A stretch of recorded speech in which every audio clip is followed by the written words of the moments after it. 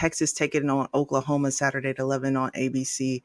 Um, Hoping that Quinn Ewers, well, I'm not hoping because I have on a Sooners jersey, but Quinn Ewers is supposed to make an appearance during this game. I know they've been keeping him off uh, out just so he can come back for this big rivalry game. Hudson Card had a big game against West Virginia, from what I think.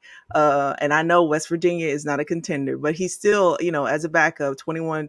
He was 21 for 27 for 303 yards and no picks.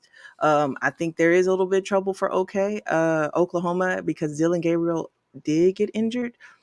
So I think he's pretty questionable for this Texas matchup, as the OU quarterback Davis had to play for him at the end of that game. EG, Mike, which did any of you catch this game and see Yeah, Dylan get man. hit? I honestly I saw it. It was dirty, and I think I think the player, like, I feel like he had ample amount of time to let up. I feel like also he had ample amount of time to adjust to where he could have dove over Dylan Gabriel as well. I think that this is why I say that this targeting, it needs to be reviewed, because it needs to show if there's ill malicious intent. And if it is malicious intent, then it should be more than just half of a game, right? Like, there should be some Right. severe consequences. And it just sucks, because after what we saw Tua go through, and it's like, why would any player want to do that to another person?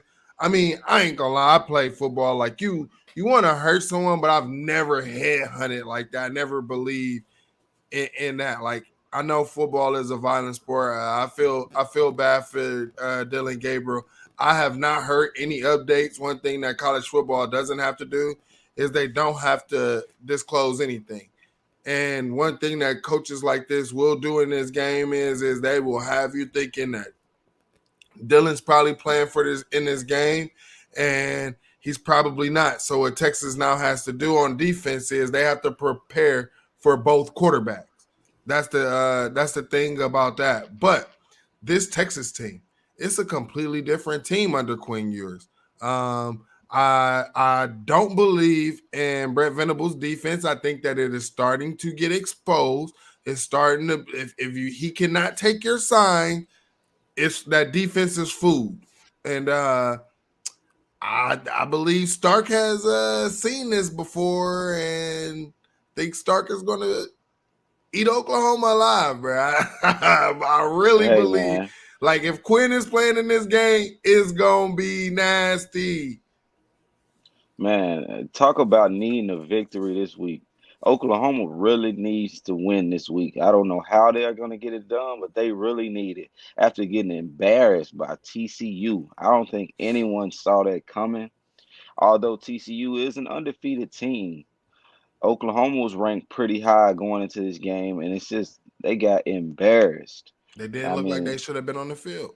right. And so I feel like Oklahoma really needs this game, but if I had to pick a team, I would go with Texas because Texas looks really physical this year to play with people, man.